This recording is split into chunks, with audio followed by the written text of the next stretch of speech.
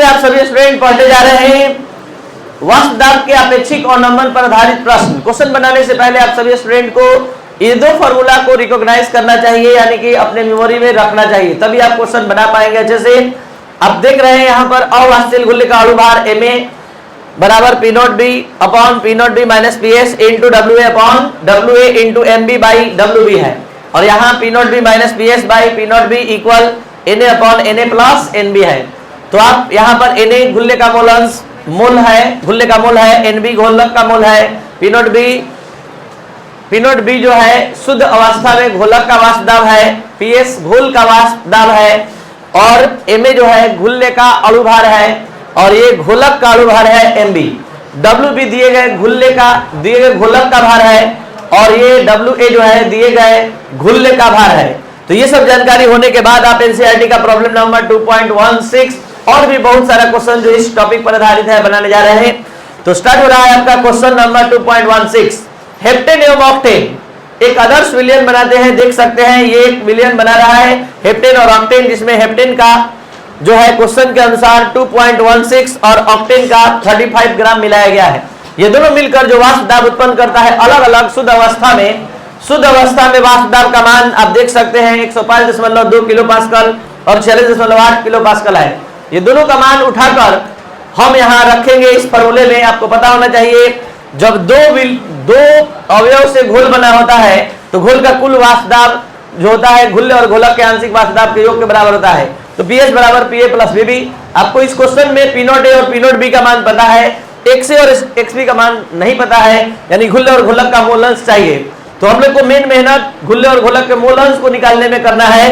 तो मोल अंश निकालने के लिए आप लोग को पता है कि दिए गए भार में, यानी जो दिया गया भार है हेप्टेन का दिया गया भार आप देख सकते हैं 2.6 ग्राम है, और हेप्टेन का अणु भार 100 आ रहा है। तो दिए गए भार में अणु भार से भाग दे दिए, मूल निकल गया। उसी तरह ऑक्टेन का दिया गया भार 35 है और अणु भार आ रहा है 114। भार मूल की संख्या निकालने के लिए दिए गए भार में अणु भार से भाग देंगे 0.307। यहाँ पर हम मूल अंश निकालने जा रहे हैं। तो मूल अंश निकालने का मूल मंत्र क्या है, मेन कॉन्सेप्ट क्या है कि जिसका मूल अंश निकालना होता है उसका मूल ऊपर और टोटल मूल नीचे। तो यहाँ पर 0.02 बटा में 0.02 प्लस 0.307, और इस तरह से आप देख सकते आ रहा है 0.02 भागा 0.327, और ये कितना आ रहा है 0.061। तो 0.061 यहाँ पर थोड़ा सा डिफरेंस में आ रहा है मोल, तो थोड़ा सा ज्यादा कोई दिक्कत नहीं होगा, 0.07 भी ले सकते हैं आप, थोड़ा सा बढ़ाकर हम ले रहे हैं। और आपको एक अलग से सूत्र पता है, अगर आप लोगों में से बहुत सारे स्टूडेंट यहाँ पर जैसे हेप्टेन का, एक मिनट देखिए, ये हेप्टेन का मोल अंश है, बोर्ड पर ध्यान दिया जाए, हेप्टेन का मोल अंश है, तो हेप्टेन का मोल ऊपर टोटल मोल नीचे।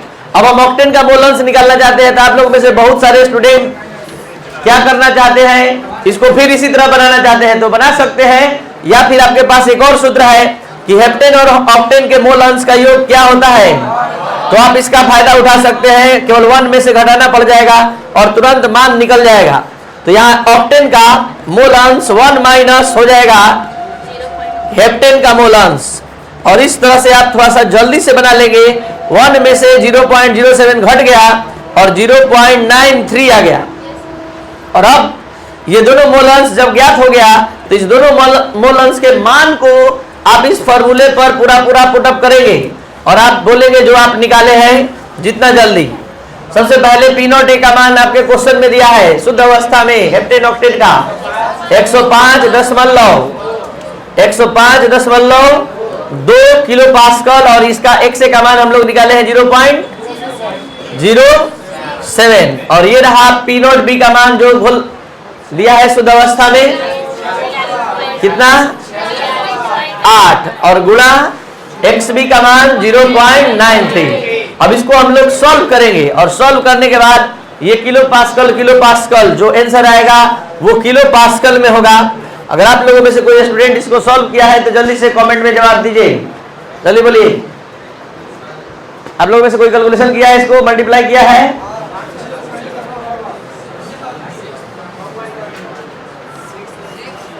6.417। बस काफी है इतना तक। इसमें बोलिए 93, 49, 43.89। चलिए, तो इसको भी 2 ही डिजिट तक लेंगे। अब इसको जोड़ देंगे तो फाइनल कितना रहा है? 50। ये वाला कैलकुलेशन कितना रहा है? 7.36। रहने दीजिए, अब इसको जोड़ दिया जाए दोनों, कितना रहा लगभग? 51.25 है किलो पास्कल। तो ये था आपका एनसीईआरटी प्रॉब्लम नंबर 2.16। एक बार शुरू से अंत तक पूरा क्वेश्चन फिर सुनते जाए 1 मिनट में। यहाँ इस घोल में 2 अवयव था, हेप्टेन और ऑक्टेन, दोनों का दिया गया भार पता था। दिए गए भार में हमने अणु भार से भाग दिया तो मोल की संख्या निकल गया, और मोल की संख्या से मोल अंश निकाल लिए। यहाँ पर देखिए दोनों का अलग अलग इस द्रव का अपना अपना शुद्ध अवस्था में वाष्प दाब का मान पता है, P0 B, P0 A और P0 B। ये P0 A P0 B के मान की सहायता से हम घोल का कुल वाष्प दाब PS निकाल सकते हैं। इसके लिए पहले एक बार हेप्टेन के लिए कैलकुलेशन चला, हेप्टेन का मोल निकला, फिर ऑक्टेन के लिए कैलकुलेशन चला, ऑक्टेन का मोल निकला, फिर जिसका मोल अंश निकालना है उसका मोल ऊपर और टोटल मोल नीचे रखते हुए हम बारी बारी से मोल अंश निकाले, और ऑक्टेन और हेप्टेन के मोल अंश की सहायता से घोल का कुल वाष्प दाब बराबर सूत्र होता है P0 A से plus P0 B XB। P0 A का मान दिया है क्वेश्चन में, P0 B का मान दिया है क्वेश्चन में, X और XB का मान आप लोग निकाले हैं जो आपने यहाँ रखा और आपका आंसर प्राप्त हुआ। चलते हैं एक और क्वेश्चन समझने, ध्यान से जरा देखा जाए। 300 केल्विन ताप पर ध्यान दिया जाए, पूरा क्वेश्चन ध्यान से आप समझेंगे, काफी इंपॉर्टेंट क्वेश्चन है, इसमें बहुत सारा क्लू है। 300 केल्विन ताप पर जल का वाष्प दाब 12.3 केल्विन किलो पास्कल होता है। ये वाष्प दाब दिया है, जल का वाष्प दाब का मान P0 B का मान दिया है 12.3 किलो पास्कल। तो इसमें बने अवाष्पशील विलय के 1 मोलर विलयन का वाष्प दाब ज्ञात करें। सबसे पहले आप सभी स्टूडेंट को बता दें कि आपको निकालना क्या है, तो घोल का कुल वाष्प दाब बताना है, लेकिन करा है कि ये विलयन कौन सा है? 1 मोलर विलयन है। 1 मोलर विलयन का क्या अर्थ है? तो 1 मोलर विलयन का अर्थ आप सभी स्टूडेंट को समझ में आता है, 1 मोलर घोल का अर्थ है, 1 मोलर घोल का अर्थ है 1000 ग्राम जल में घुलने का 1 मोल स्थित है। तो जल्दी से आप सभी स्टूडेंट इस लाइन को पढ़कर 2-3 चीज हमको बताइए जिसका आंसर इसी में है। बताइए WB बराबर अब क्या बता रहे हैं? 1000। जल का द्रव्यमान आप लोग बता दिए, तो नाम लिया गया है जल, तो जल का अणुभार भी तो निकाल सकते हैं।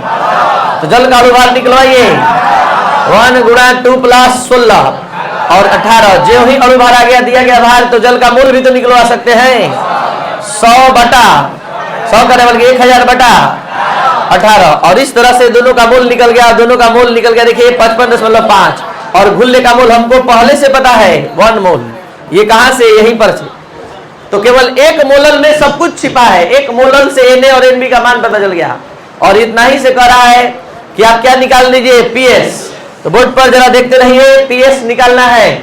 आपको फॉर्मूला पता है, P0 B माइनस PS बटा में P0 B बराबर Na बटा Na प्लस Nb।